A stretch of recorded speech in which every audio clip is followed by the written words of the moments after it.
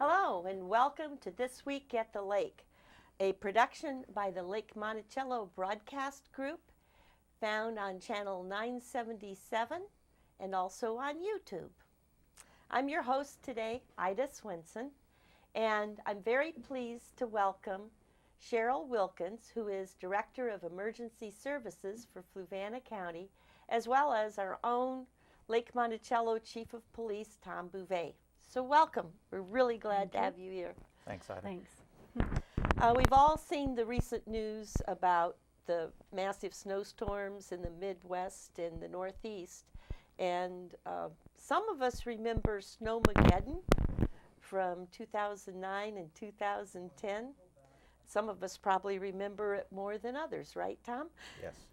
Well, we're kind of wondering just what is in place as far as emergency services in case we have another Snowmageddon or a hurricane or tornado. So, Cheryl, what kind of plans does the county have in place?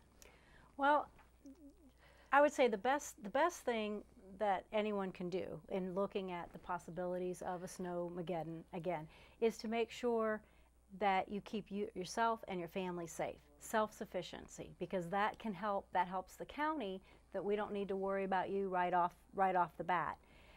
So self-sufficiency first, and in that light, to get a kit, make a plan, stay informed. So getting a kit, pulling together materials so that you could stay at home, having a kit in your car, so that if you do get stranded, that you're not dependent on somebody else in that time period. Making a plan, making sure you have who you can contact and who knows where you are and what you're going to do if you would get stranded or if a snowstorm would come, and then staying informed. Learning about the kinds of hazards that we have in the area. Snowstorms are only one of them, so understanding what you're looking at, and then there may be certain things that you would want to do to prepare for different hazards that would come your way. The county has contracted with Code Red, that's our emergency notification system, and you can on the county fluvannacounty.org, the website, on the right-hand side of the page is a red box where you can sign up for Code Red. On the left-hand side is where you can sign up for fan mail. So in both of those would give you information about what's happening and services that the county would have. Now let me stop you right there before you go on. I signed up for both. What happens during an emergency if you've signed up for Code Red?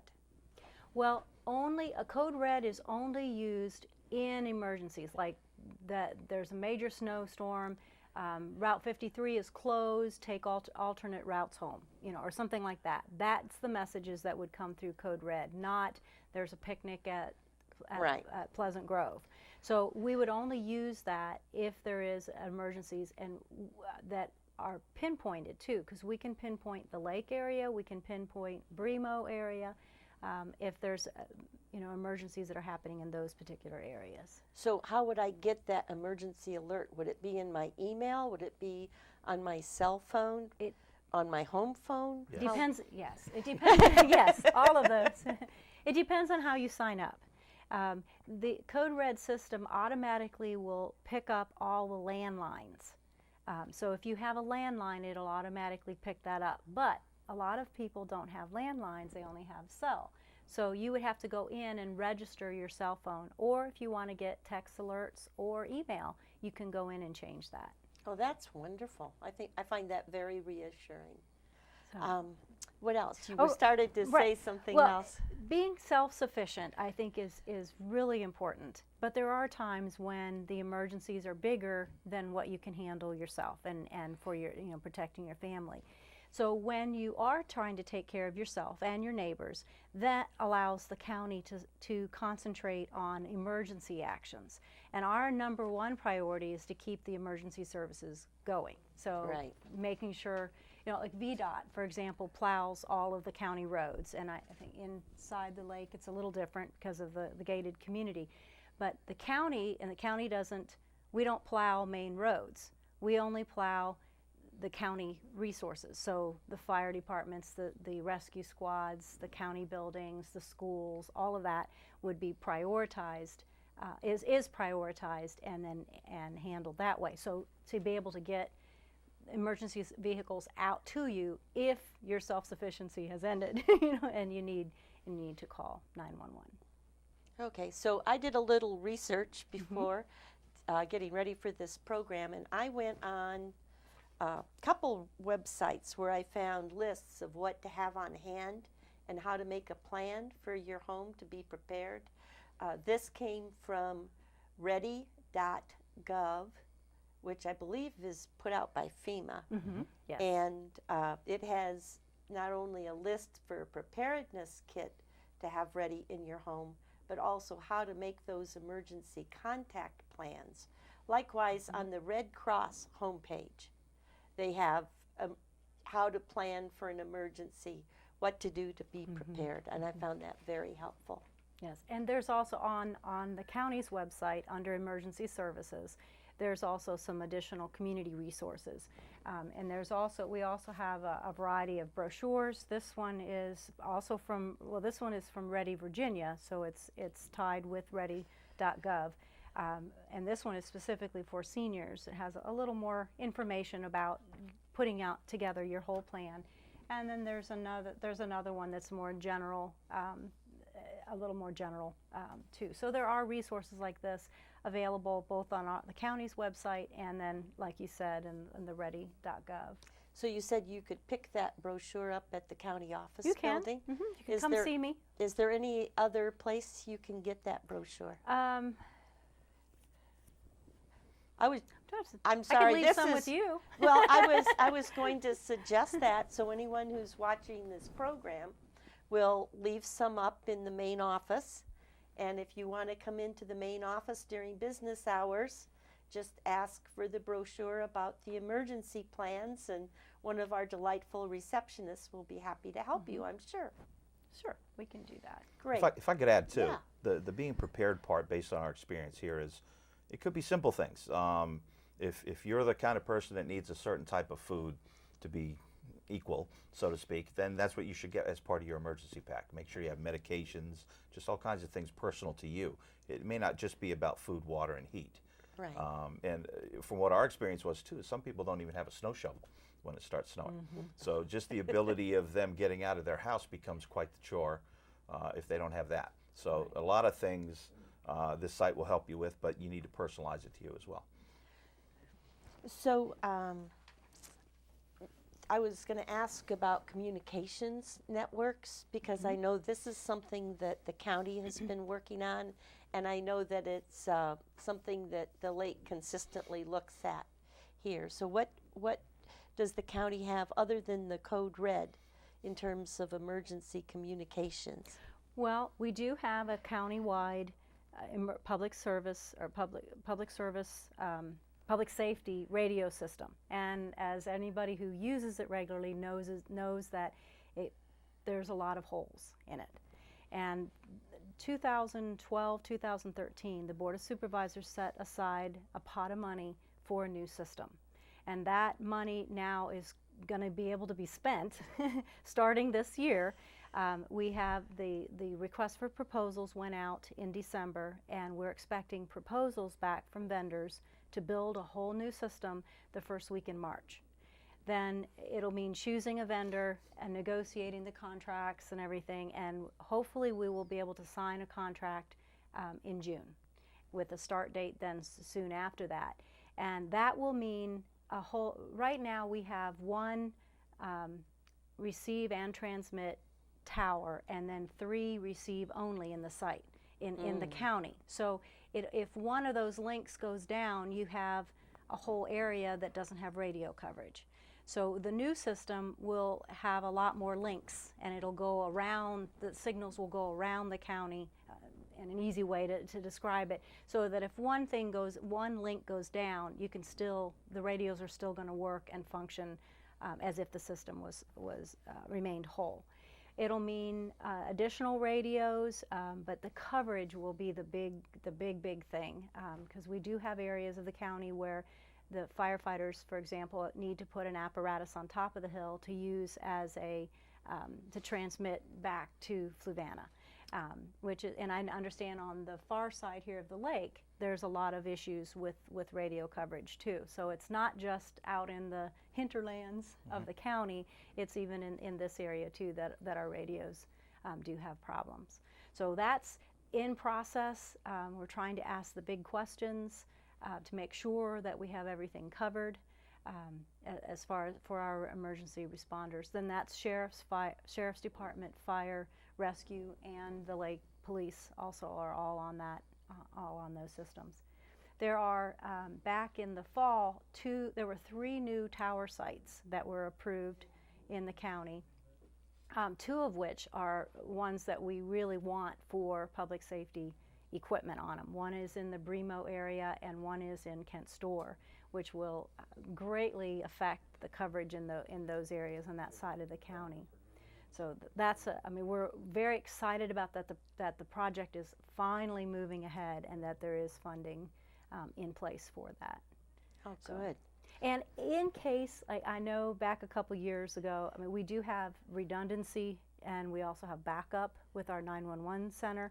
So, and there was a time though the batteries failed and the generator didn't kick on. So, you know, we've learned some lessons there. But in those kinds of severe emergencies, it is rerouted to Albemarle.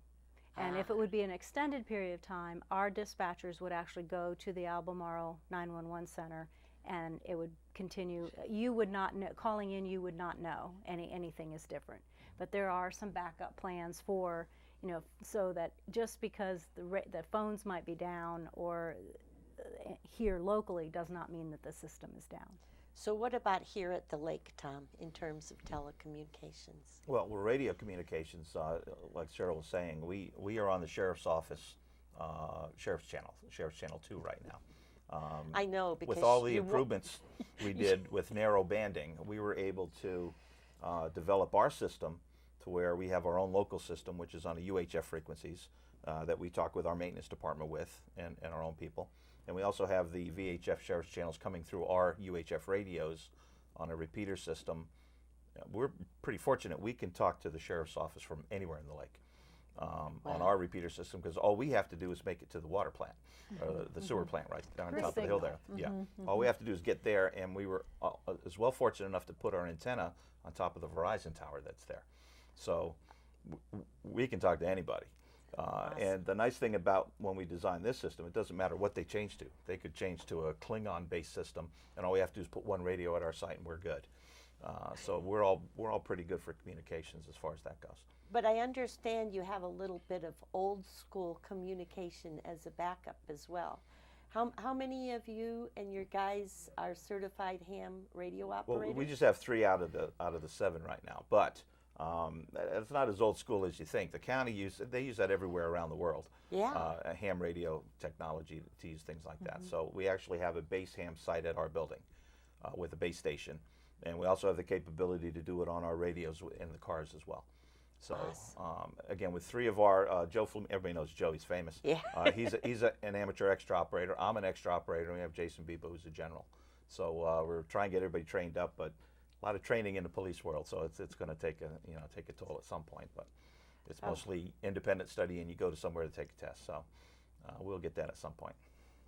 Awesome. That makes me feel very reassured, because and I think of people who maybe don't have a cell phone, or an emergency where the power's down long enough that their cell phone runs out of battery, and they don't have a landline except they don't have a landline that can take calls if the power is out, because they have the cordless phones. Right. And so if there's an emergency, they're out of luck. That's where helping neighbors and checking on each other is really, really critical. Yeah, through most of our power outages, a lot of people run out into the cars to charge their phones and stuff like that, and to get heat sometimes too. Yeah. So do we have any neighbor-to-neighbor type programs of any formal sort here at the lake, Tom? I don't think they're very formal. But what I can tell you from all the welfare checks we do here and there, a lot of neighbors decide amongst themselves, and I can take my neighborhood as an example. And not like we all get together for Sunday dinner, but if anything happens on my little road with our 5, 6 houses, and then the extended houses in back of everybody else, everybody knows about it. And that's how all neighbors should be. Now, we do have some neighborhood disputes here at Lake Monticello, so sometimes neighbors aren't all friendly and touchy-feely, but for the most part, we have enough, for a lot of reasons here too, why it's so nice, a lot of daytime resident roaming around population that helps the crime rate as well. Yes. We have people coming in back at night, you know, from the 5,000 cars that leave the lake and come back every day, which usually causes the problem when it snows at 4 in the afternoon. Oh. But we're pretty good for stuff like that. In an emergency, what I can say too, especially the biggest one we had, a lot of people were checking on their neighbors. And we had talked earlier about getting the little mini FRS radio systems in play, and we may do that at some point because it's a cheap alternative for everybody to have some type of communications. So I've heard, I don't know where I heard it said, but I thought it was here at the lake, that if there is such an emergency where much of the communication and the power is out, that people can just put a sign like in their front door or their window saying help. That was a FEMA program. You put a red card in the window if you need help. You put a green card in the window if you're good. Problem is the geography of a lot of our houses. You can't see any of the windows on some of the houses. So you know, short of walking down a driveway to check on people, I don't know any other way to do it. You know, reliably enough. So if someone had suggestions about that, should they bring them to you, Tom, or the Safety and Security Committee? Either, yeah. Doesn't really matter where the idea comes from. I know in the county, the sheriff's office has a list of people that they check on too. The welfare checks the same way as usually you do. Elderly, right? Yes, usually elderly. And so if someone is really concerned, to call and get on that list, get on Tom's list or on the sheriff's list, and if there is a concern during that kind of weather, the deputies will come and check on you too. So that is something that they are working hard to at making sure those lists are good and that people still want to be on them. Oh, that's really reassuring. And we are really keyed into that here. We went on a call not that long ago where a neighbor called in because they noticed a lady's dog from a couple of houses down was walking out in the yard, just the dog. Usually the lady walks the dog. So now they're thinking maybe something happened to the lady that owns the dog and lived there, but we checked on everything was fine. But that's the kind of observance and awareness that we have here, which is fantastic. And you don't mind getting calls like that? Absolutely not. Nope, keep calling. It's good when it turns out good. Oh, yeah, absolutely. And we have plenty of people call from outside the state doing welfare checks on people that live here as well. Usually a phone goes out or the battery dies on the cell phone and they're concerned. So absolutely, let's knock on the door and figure it out. Great. So Cheryl, I think I have here the latest issue of the Fluvanna Review, and there's an article with your picture. Yes, I saw that. And it says, supervisors pursue fee for ambulance use. We are the only county that I know of in the whole region that does not currently charge for transport services. And it is, there's most insurance companies already provide for that. I mean, in your health insurance, it already is included. So in a lot of ways, it's a fee that could be recouped that is not.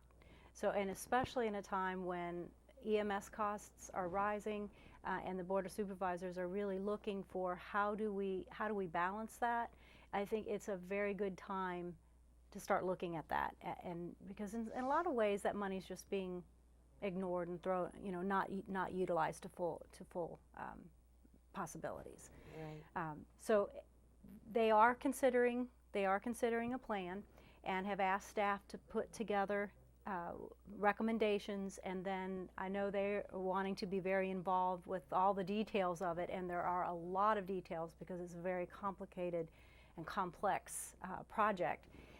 Key points: no one would ever be denied service, and if there's So never being afraid of calling 911 and not getting service. So if there's no transport, there will not be a bill. So no transport, no bill.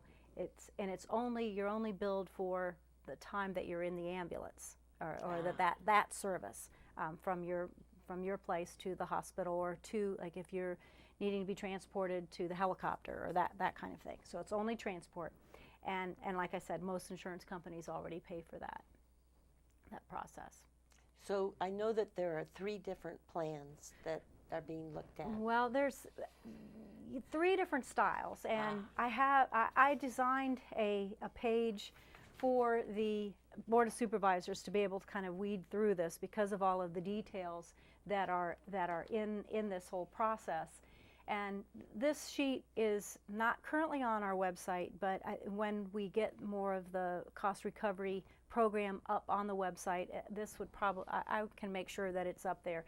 Whenever we talk about cost recovery at the Board of Supervisors meetings, I have these pages available. So if I know it's not something you can easily read, but essentially there's 5 steps. And I've been trying to walk the Board of Supervisors through those 5 steps. First is to choose a billing style, whether insurance only would be billed, whether it's a compassionate style or hard billing. And insurance only, there's all of them have there's complications through all of them. So I don't think I'll go into that. I might put everybody to sleep listening to that. Then after you choose a style of billing, then there's a number of policies that come into play based on that style. So if, for example, they choose the compassionate billing, then they need to also look at hardship waivers. They need to look at whether or not they want to do a subscription service where you pay an annual fee, and then any of your the balance due after the insurance is billed is waived. Or whether there's a resident tax benefit. If you have a 911 address in the county, that your taxes that you normally pay cover any kind of balance billing. That's a resident tax benefit. Payment plans or policies for, can you pay, if there is a balance, can you pay $25 a month, or those kinds of policies. And then how is the money handled? Where does it go? Are there restrictions placed on the money that are coming in? So those are all, pick your policy. The next step is there's paperwork. So there's an ordinance, then there's an ordinance that basically says we are establishing a cost recovery program to bill for services. And it doesn't have a lot of detail in it. It basically sets the stage for being able to do that. And then the fees are established by resolution, and so they can be easily changed or updated when that's possible. Similar to here at the lake. Correct. Similar. Correct. It's and then there are agency memos of agreement, and getting all that paperwork, and then the biggie is administrative policy, and that's the rules and the policy. So how is the billing done? What gets billed? What doesn't? Who gets, are there some automatic waivers? Like for example, anyone that is an EMS provider is automatically waived service charges, so there's an awful lot that goes into that policy part. So paperwork, and Yes. Then is the infrastructure. We will use a billing partner rather than doing it ourselves, because there are companies that specialize in dealing with insurance companies, and I'm not one of them. Really? So having that partner really can help smooth the process. But they will act on our behalf with the policies that we have set. So they will not go after you and say, pay or pay or else. Unless we'll the take you Board of firstborn. Supervisors Correct. decides that. Correct, which I don't think they're going to ask for firstborns. And then the process, the other part of the infrastructure is the process management. How do we internally handle it? And what are the relationships between providers, the billing company, staff? How does that all work? And additional staffing. And we have recommended hiring at least a half-time person to be able to handle questions from the public, the billing company, making sure that the providers fill out the forms right so they can be billed, all of that. So set up the infrastructure. And then the fifth step is informing the people. So lots of public meetings so that the public understands. And then the bigger part is the provider education and training, because they already fill out a lot of paperwork. This will add just a couple more boxes to check and a little more detail that they need to go in certain aspects. So it's a learning curve for our providers. We are discovering both, I think, for ourselves, but also from learning from what surrounding jurisdictions have done, is that the bigger issue about any cost recovery program is with the providers, not with the public, because the public understand I pay health insurance and it's a part of that. It's just the same as going to the doctor. I'm going to expect that the doctor's going to bill me. So they often get questions even now. What do you mean, you don't bill? No, we don't bill. Well, and they're expecting it or wanting to give their insurance information because they're expecting it. So that, and just a few timeline, this Wednesday's board meeting, August. What month am I in? It's February. February 4, the board will be approving a draft of an ordinance to go to public hearing. And the public hearing will likely be set for the middle of March 18. And so prior to that, we will do some town hall meetings to kind of find out a little more about what the general policy is and the direction that the board could choose.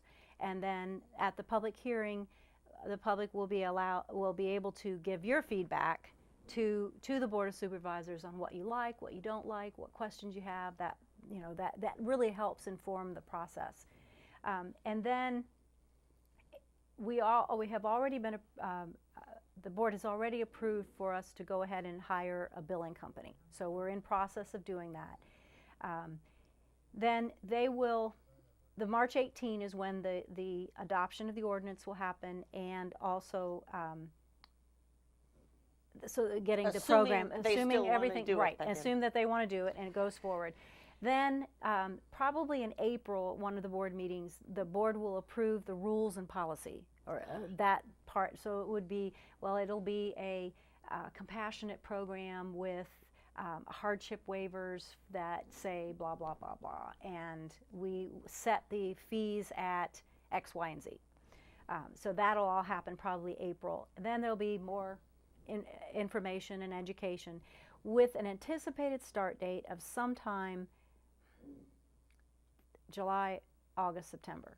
So and I said, they originally had requested July 1st, but I'm not sure with all the paperwork that has to take place whether July 1st it'll be possible. So and training all the providers and all of that. So the first quarter of the new fiscal year.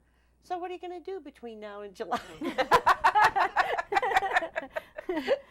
Just kidding. So, by the way, you said March 18th you expect there to be public hearing. Yes. Just make sure it's not March 16th, because we have two big public hearings on March 16th. That's right, we do. For the Aqua case here in Fluvanna County. Yes. Have to put in a plug for that. Sorry. No, it will be scheduled at the Board of Supervisors regular meeting on the March 18th.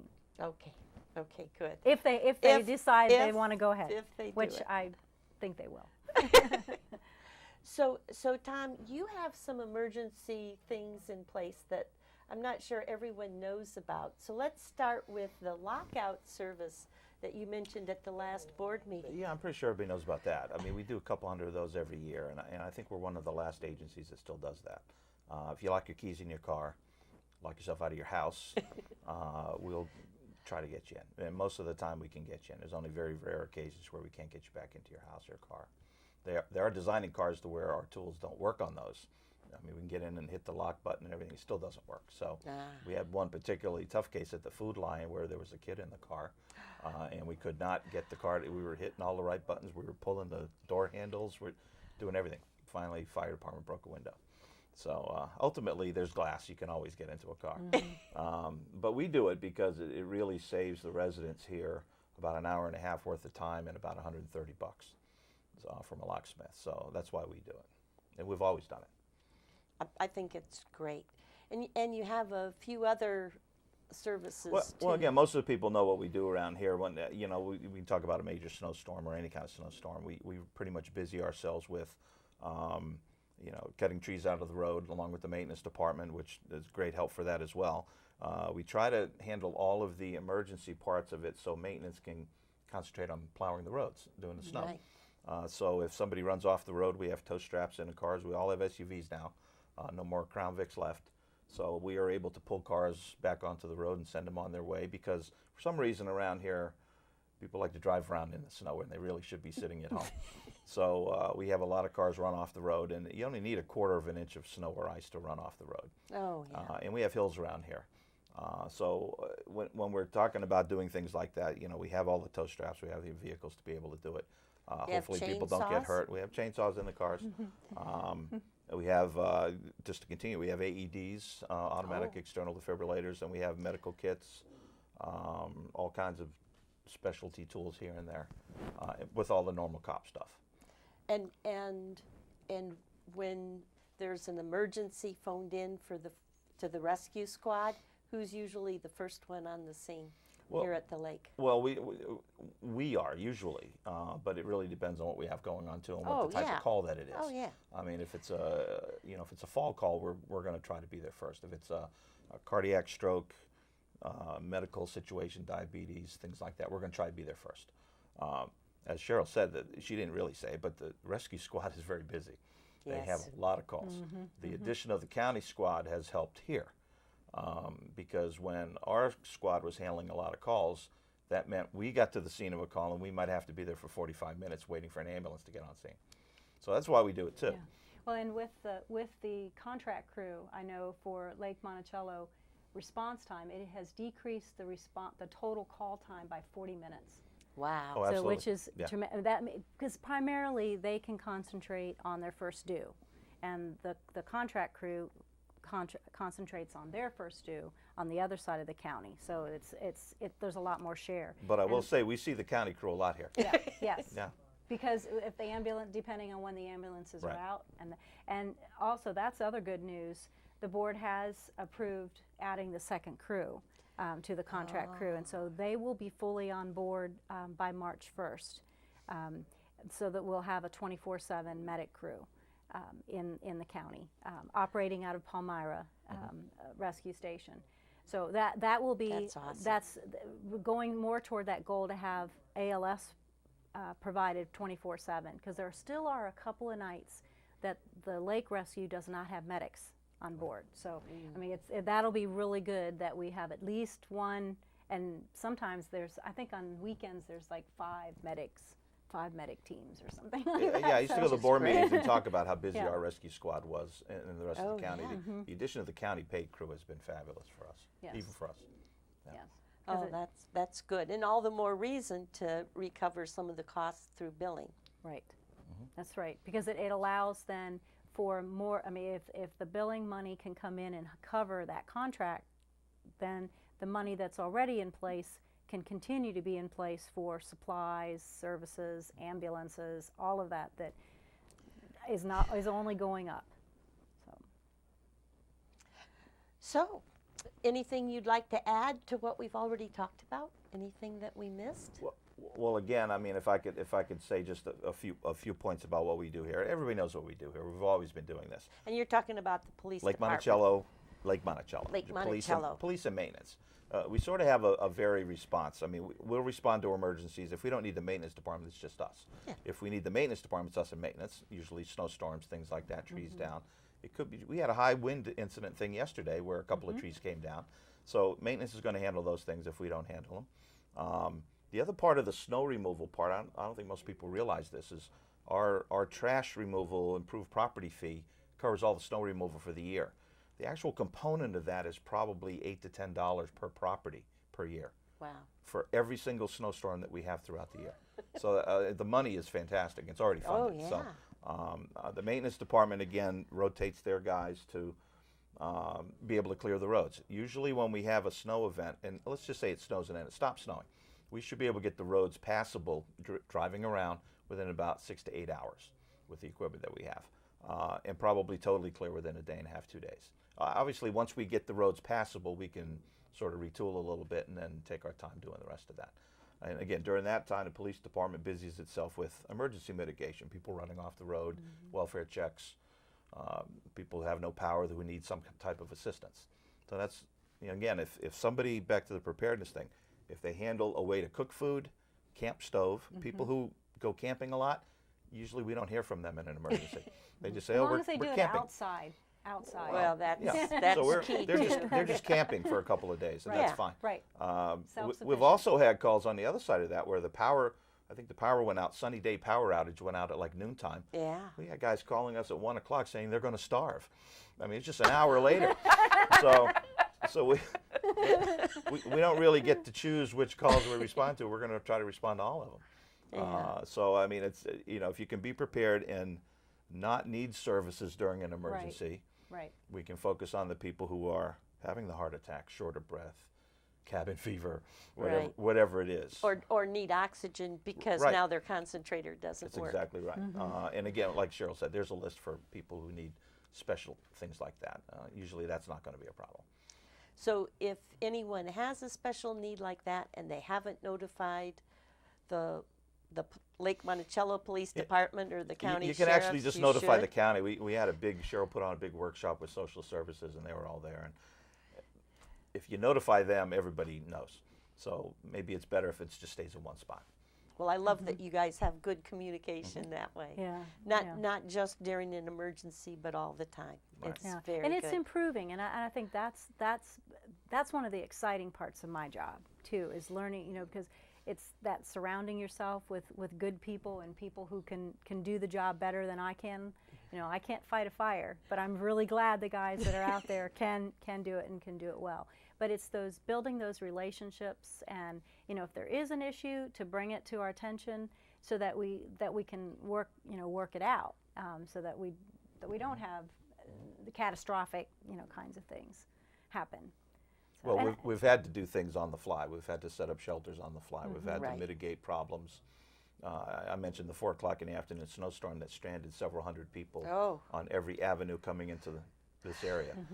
We had to shuttle them. We had to put them in a place where they wouldn't get cold and freeze, and then we had to figure out a way to close that down and get them all home. So that was a lot of fun for those years when that was happening. Yeah. We haven't had that since, and that's good. It's because good. that's because I've been praying. Yeah. Yeah, because she's the shelter person. So one of the things Yeah. she can do that she's the only one that does is figure out the shelter situation here. So if everybody can be self-sufficient and shelter in place, we're a big shelter in place community.